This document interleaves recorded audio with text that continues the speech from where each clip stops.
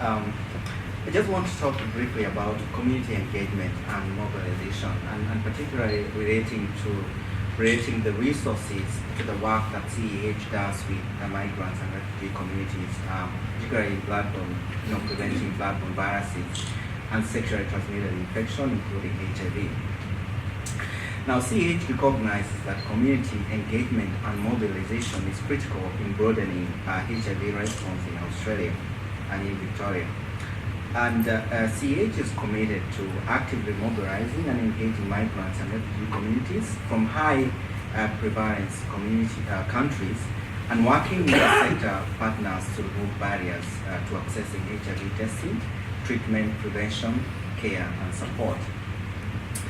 The HIV and Mobility Roadmap for Action report addresses key issues related to HIV in migrant and mobile population to guide practice, policy, and research.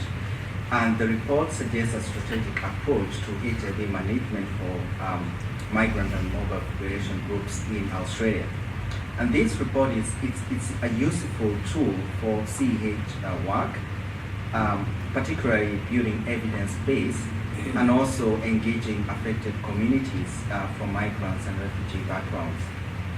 Similarly, the HIV and stigma in Australia, a guide for religious leaders, contributes to our work, and also particularly the MHSS, which is a program for CEH, in engaging religious leaders in taking an active role in preventing HIV transmission in migrants and refugee communities.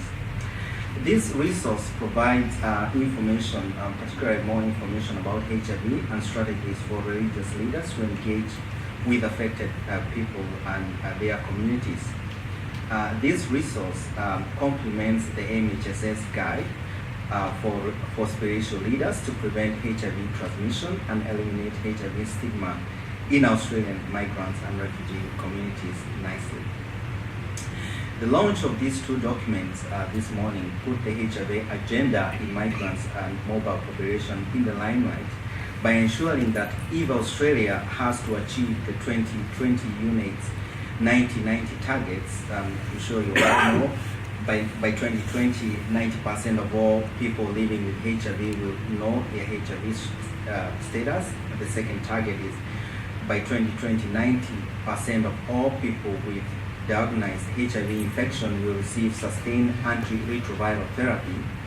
And the third target, by 2020, 90% of all people receiving antiretroviral therapy will have viral suppression. So the two documents really puts this agenda forward and ensures that mobile population groups, including migrants and refugees from high prevalence countries, must not be left behind in the national and state implementation plans for HIV prevention, testing, treatment, care, and support. So CEH will continue to actively engage and mobilize migrants and refugee communities towards a virtual elimination of new HIV infections in Australia by 2020. Thank you very much.